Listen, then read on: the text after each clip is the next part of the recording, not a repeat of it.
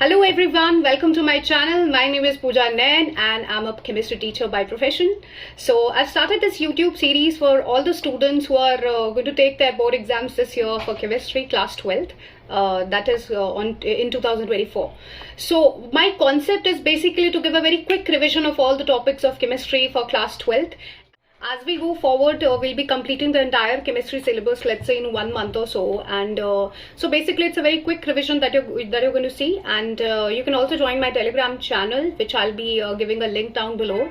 There, I'll be posting all the notes and worksheets that you can practice for yourself. Right? So let's start with the first chapter. Now, the first chapter is solutions, and for solution, there are some basic concepts that you need to know first. So these basic concepts are basically mole concepts and how to calculate concentration terms and all of that. So first I'll be starting with that, how to calculate moles, molarity and all that, and then we'll start with the actual solutions chapter. So let's start. Before we actually dig into the chapter, there are some quantities, some physical quantities that you have to know about.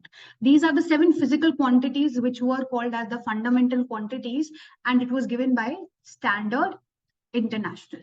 It was given by Standard International. So what are these 7 quantities? Let's quickly dig in. The first is time. Time is measured in seconds. Then the second is mass. Mass is measured in kilograms, kg. The length is measured in meters. Then there's temperature, which is measured in Kelvin. We are talking about the thermodynamic temperature.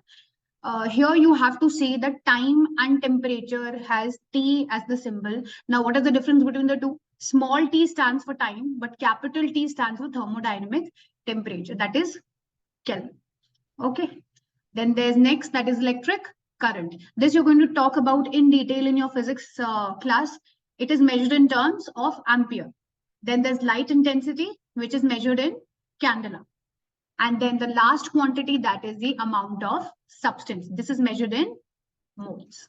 This is measured in moles. Amount of substance is this moles. Mole is the quantity that we are going to see in detail in this chapter. So now let's quickly start. What do you mean by matter? We'll start from the matter itself. But matter जो है, उसको physical and chemical classification, दोनों classifications अलग-अलग होती है. Physical classification, if I talk about, matter is divided into 3 categories. You very well know this from your class, I think class 6 में या 7th, 5th में introduce हो जाता है. There are 3 states of matter: solids, liquids and gases. So what is new? These are not only the 3 states of matter, we actually have 5 states of matter. 5 states of matter. So basically there are 2 more states of matter which have been introduced. What are those? One is Bose-Einstein condensates. Bose-Einstein condensates. And then there's second, which is called as plasma. So these are the 5 states of matter: solid, liquid and gases, Bose-Einstein condensates and plasma. Then you come to chemical classification. Chemical classification is into 2 portions. Some substances are called as the pure substances, and then there are some mixtures. Pure substances are again categorized into elements and compounds, whereas mixtures are categorized into homogeneous and heterogeneous mixture. Homogeneous mixture क्या होता है? When the composition of the solute and the solvent is actually uniform in the whole mixture. But if I talk about heterogeneous mixtures are those जिसकी composition जो है हर जगह solution में अलग-अलग है. The solute and solvent composition is different at different places in the mixture. Okay, before we actually introduce the mole concept, there's one more thing that we need to do, that is law of chemical composition. Now, what are there are 4 laws of chemical composition that we're going to see. The rest, it's okay if you don't do, but these 4 are definitely something that you should look out for. The first is the law of conservation of mass. This was given by Lavoisier. किसने दिया था? Lavoisier. It's a very simple law. It states that the mass of reactant that you take is equal to the mass of product. That means no net mass changes there. Whatever mass you started the reactants with, the same amount of mass you're going to get in the product side. All right. This is also called as law of indistinctibility. It's called as law of indistinctibility. Now, the second is law of definite proportions. This was given by Proust. What does it say? It's a very simple thing. It just says whatever elements you take in a fixed proportion, that will give you an exact molecule at any place or time. So if you take carbon one part and you take 2 parts of oxygen, it will only give you CO2 molecule everywhere. Just like that, if you take 2 parts of hydrogen by mass and you take 1 oxygen, it will always form H2O molecule. No matter where you're forming these compounds, but this, if you take these fixed amounts, you will get the fixed compound, that is CO2 and H2O. So what does it say? It says a chemical compound always contain same elements combined in the same proportion by mass. All right. Then there comes the third law, that's called as law of multiple proportions. This was given by John Dalton. What does it say?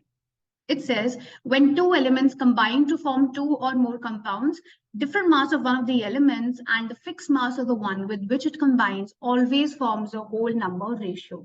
Now to simplify this, what does it say? It says कोई भी atom को हम एक fix mass में लेते हैं. Just like अगर carbon और ऑक्सीजन है, अगर मैं उनके 1 पार्ट ले लूं, it will always form carbon monoxide. But if I change the proportion of this, I take 1 carbon and I take 2 parts of oxygen, this will give me CO2 molecule. So the compound now has changed. So what they are saying is, if you take same elements but you take them in different proportions, it will give you a different compound. Okay. Then there comes the last, that is the most important one. Please mark this as star. Gay-Lussac's law of combining volumes. What does it say? It says suppose मैंने 2 gases ली, ठीक है, एक ली मैंने nitrogen, एक ली मैंने oxygen. अगर ये दोनों के दोनों gases हमने same temperature and pressure पे ली, and if I take the same volumes of these 2 gases, they will contain the same number of moles. If I take 6 liters of oxygen, let's say, and I take 6 liters of nitrogen, then it will always give me the same number of moles of oxygen and nitrogen. That's what it says. So Gay-Lussac's, these are the 2 scientists who discovered this. So what did they say? They said equal volumes of all the gases contain equal number of moles at constant temperature and pressure. If you change the temperature and pressure, then moles will be different. This is the condition applied in this particular law. The temperature and pressure must be same. Now we begin with the mole concept. Okay.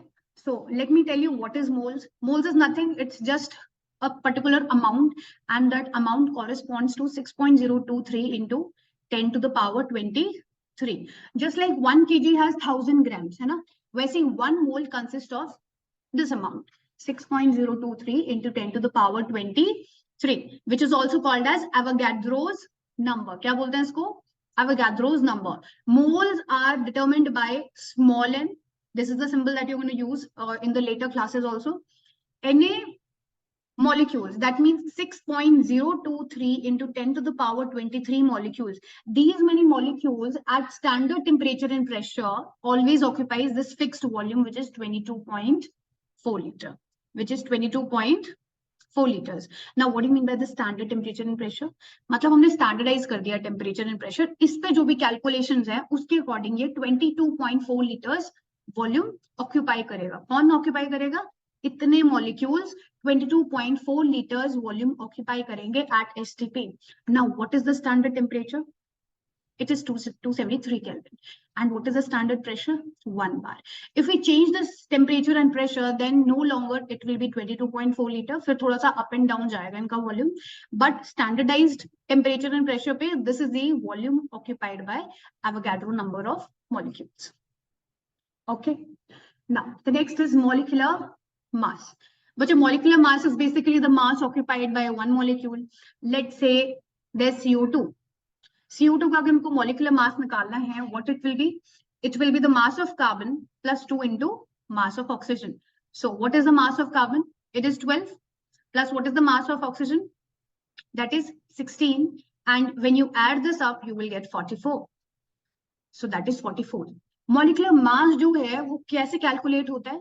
उसमें आप एक standard carbon 12 unit के according करते हो. So it is what? Molecular mass is the average relative mass of the molecule compared with your carbon 12 atom. Okay. Next is how can you determine these atomic masses? Now there are 4 procedures for that. You must understand कि इनके सिर्फ अगर आप नाम भी कर लोगे, that will be good. How can you determine these atomic masses in actual practice? The first is your Duolong and Petit's rule. क्या कहता है ये कहता है कि जो भी आपका atomic mass है, आप उसको multiply करो with its specific heat. That will always yield you 6.4. Okay and ये एटॉमिक मास किस किस के लिए कैलकुलेट कर सकते हो? सारे के सारे सॉलिड एलिमेंट्स के लिए except beryllium, boron, silicon and carbon. These are the 4 elements for which you cannot calculate atomic mass by this method. Apart from that, किसी के लिए भी अगर आपको atomic mass निकालना है, you just multiply it with its specific heat and you will be getting 6.4. ये कैसे यूज होता है? बहुत बार आपको स्पेसिफिक हीट दी होगी एलिमेंट की, तो वहां से आपका एटॉमिक मास निकल जाएगा. That atomic mass will be nothing but 6.4 divided by its specific heat. All right. Now the second method is your chloride formation method, and this is used the most. Okay. How can you calculate atomic mass by this? You simply just multiply 2 by the vapor density given to you. That vapor density can be for any element, it can be for any molecule as well. तो उस case में आप molecular mass calculate कर सकते हो. ठीक है. So atomic mass is equals to 2 into vapor density. This is the formula that is used a lot of times. आपको indirectly क्या है, मास दिया होता है, आपको वेपर डेंसिटी बोल देंगे कि ये है क्वेश्चन में, और उधर से आपको एटॉमिक मास निकाल. ठीक है. वेपर डेंसिटी की जो कैलकुलेशन होती है कौन से मेथड से होती है? कभी कभार ये भी पूछा जाएगा, Victor Meyer method. You can calculate the vapour density by Victor Meyer method. And then there are 2 more methods. One is called as vapor density method, and the 4th is specific heat method. Just know the names, and that's okay. Now let's start with moles. How can you calculate these number of moles? इसके लिए मेरे पास 3 formulas हैं. These are the 3 formulas. Let's start with the first formula. First formula है, जो भी आपको substance दिया हुआ, उसका कुछ मास दिया होगा. Let's say CO2 है. In fact, not even CO2. Let's take some other example. Let's take hydrogen. Okay. And you are given that there are 4 grams of hydrogen present. What are the number of moles of hydrogen in this 4 gram of hydrogen? So how do I do this? I simply put the mass given to me for hydrogen, that is 4, and I divide it by its molecular mass. What is the molecular mass of hydrogen? It will be 2 into the mass of 1 hydrogen. That will be 2 into 1. So the molecular mass comes as 2. I divide that by 2 and the number of moles I get will be 2. So there are 2 number of moles present in 4 grams of hydrogen. So this is the first formula. Now let's come to the second formula. Second formula is more convenient whenever you have a liquid or you have a gas, because in that case mostly volume will be given to you. So what do you have to do? You will simply divide given volume taken in liters upon 22.4. But the limitation of this formula is that this only can be calculated at standard temperature and pressure. So what is the standard temperature? मैंने अभी बताया था. It is 273 Kelvin. And what is the standard pressure?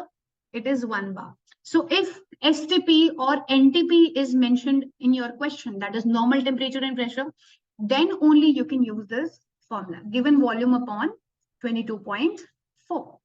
And now let's come to the third one, that is given number of molecules, and you divide the given number of molecules or ions given to you by 6.023 into 10 to the power 23, which is called as what?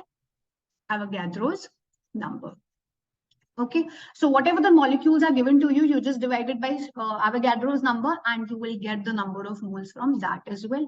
This is valid for solids, liquids or gases, whatever is given to you.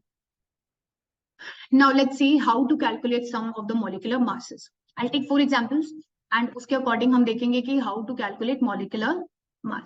The first right in front of you is ammonia. All right, so ammonia का mass कैसे निकालना है? एक ammonia के molecule में कितना mass है, basically how to calculate that. क्या क्या अपने पास नाइट्रोजन और हाइड्रोजन है. So there will be 1 nitrogen plus 3 into mass of 1 hydrogen. What is the mass of nitrogen? 14 plus what is the mass of hydrogen? 1. So 14 plus 3, that comes as 17 units.